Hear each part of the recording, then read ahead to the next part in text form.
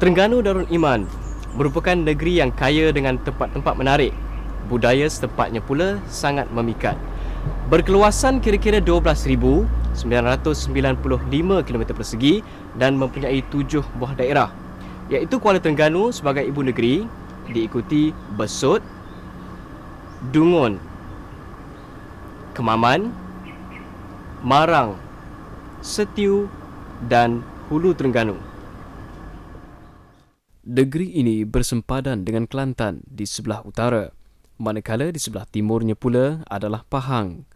Kedudukannya yang terletak bersebelahan dengan Laut Cina Selatan telah menjadikan negeri ini mempunyai pantai terpanjang di semenanjung Malaysia.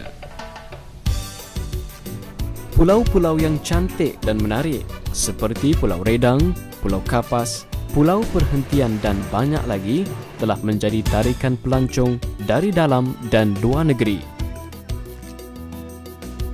Penduduknya berjumlah kira-kira 1 juta orang.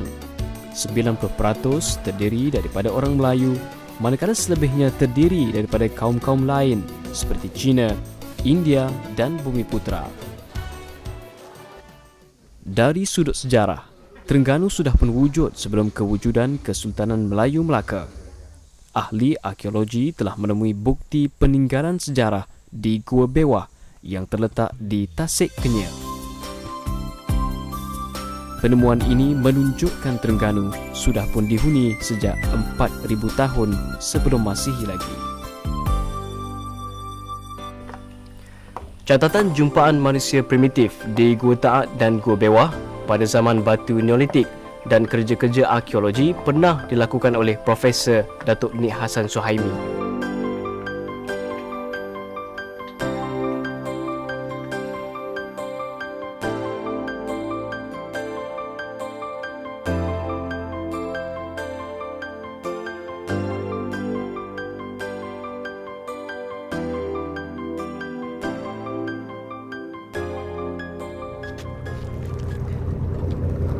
Asal-usul nama Terengganu seperti yang dinyatakan oleh Sultan Umar bermula dengan sebutan Taring Anu, iaitu Anu merujuk sebutan bagi seekor harimau.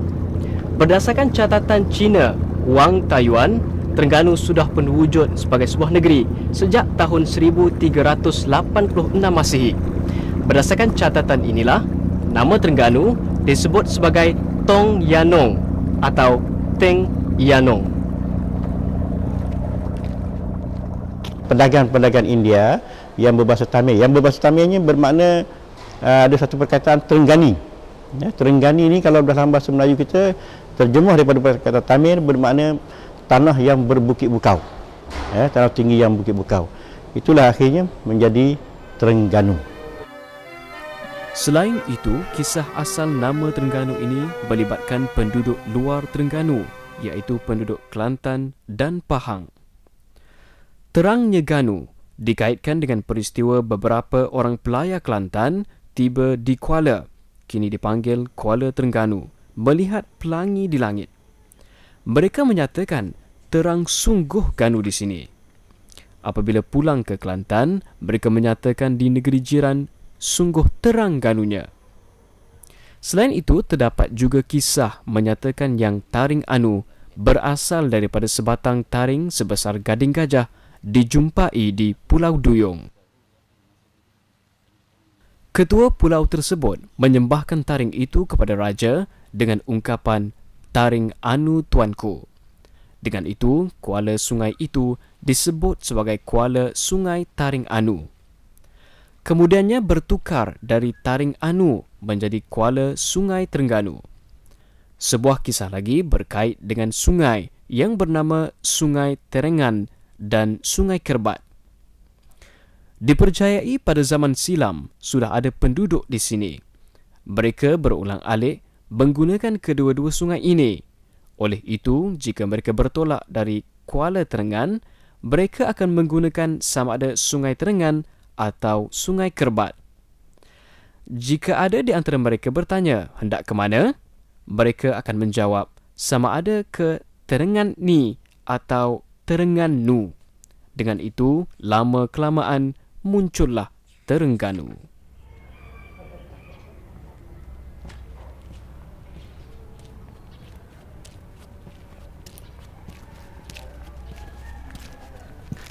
Kota Lama Duyung dibina pada tahun 1920. Monumen ini pernah digunakan sebagai sekolah agama untuk mengajar kanak-kanak mempelajari Al-Quran.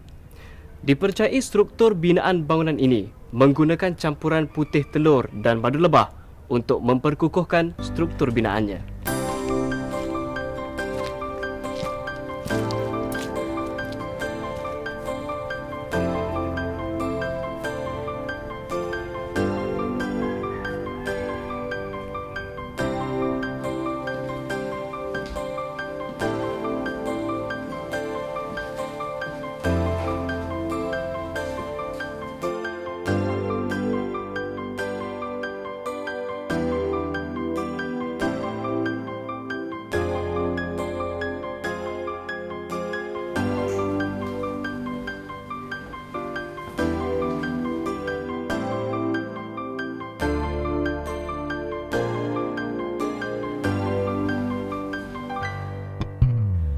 Sejarah Kesultanan Melayu Terengganu hanya bermula pada tahun 1724. Sultan Terengganu yang pertama pada waktu itu ialah Sultan Zainal Abidin. Kerajaan Terengganu muncul sekitar tahun 1700 hingga tahun 1703. Tun Zainal Abidin Paduka Maharaja daripada keluarga Bendahara Pahang telah dilantik menjadi Raja Terengganu dengan gelaran Sultan Zainal Abidin I.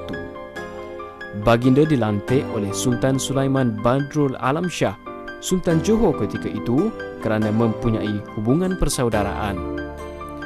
Terengganu mencapai zaman kegemilangannya semasa pemerintahan Sultan Mansur Shah I, Sultan Terengganu kedua. Pada masa itu, Terengganu telah muncul sebagai salah sebuah pelabuhan pedalaman yang terpenting di Kepulauan Melayu.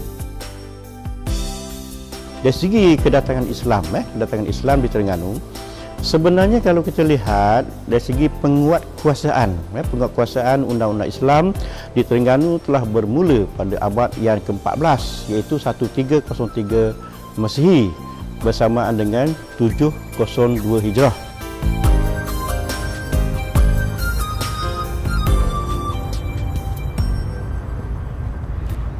Antara tempat menarik yang menjadi tarikan popular di Terengganu ialah Istana Mazia. Istana ini dibina pada tahun 1897 bagi menggantikan Istana Hijau yang terbakar pada waktu itu.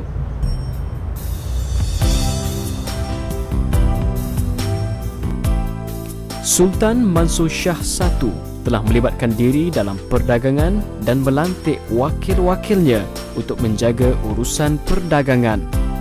Antara barangan yang diperdagangkan ialah lada hitam, emas dan biji timah.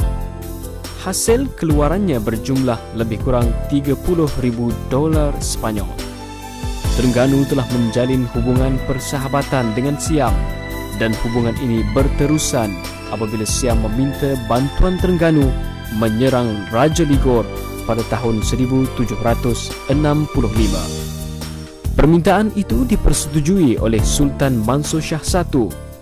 Sultan Mansur Shah I telah menghantar bunga emas ke Siam sebagai tanda persahabatan. Namun begitu, pemerintah Siam menganggap pemberian bunga emas tersebut sebagai tanda Terengganu mengakui ketuanan Siam.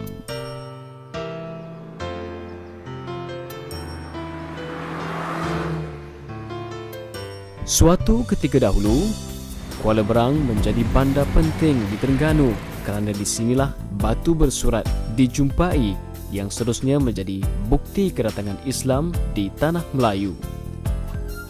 Batu yang bertarikh 1303 Masihi dikenal pasti sebagai inskripsi Melayu pertama dalam tulisan Jawi yang menyatakan Islam adalah agama rasmi di Terengganu.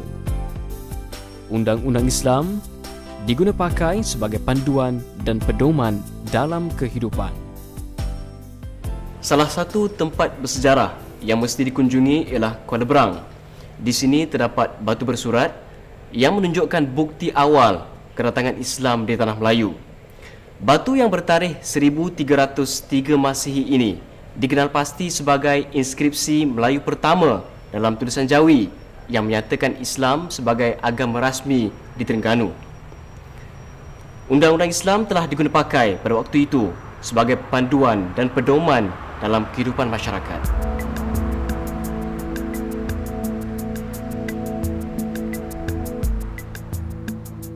Setakat ini tidak dapat dipastikan dengan tepat tarikh atau tahun dan dari mana kedatangan Islam ke Terengganu.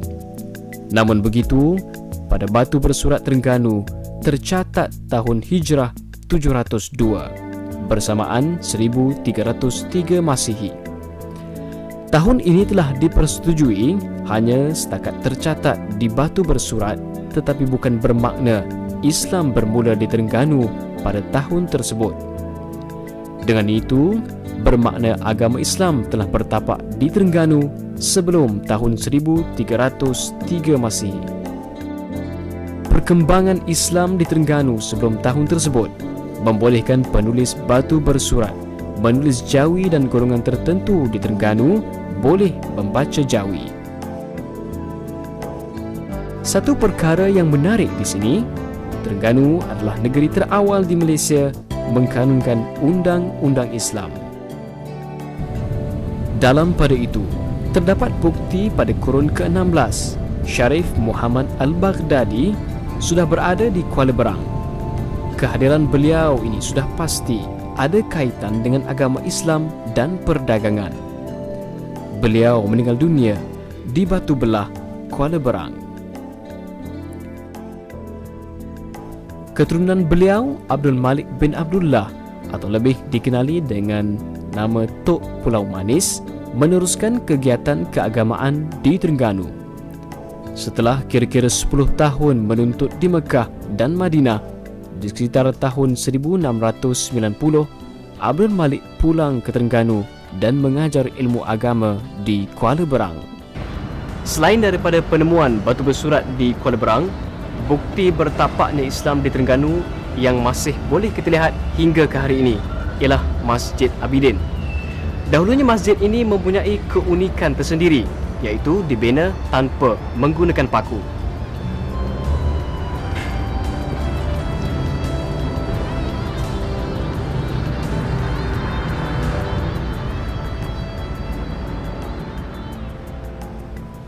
Sultan Omar merupakan seorang raja yang berpegang kuat pada ajaran Islam. Terengganu adalah antara negeri yang terawal menerima pengaruh agama Islam.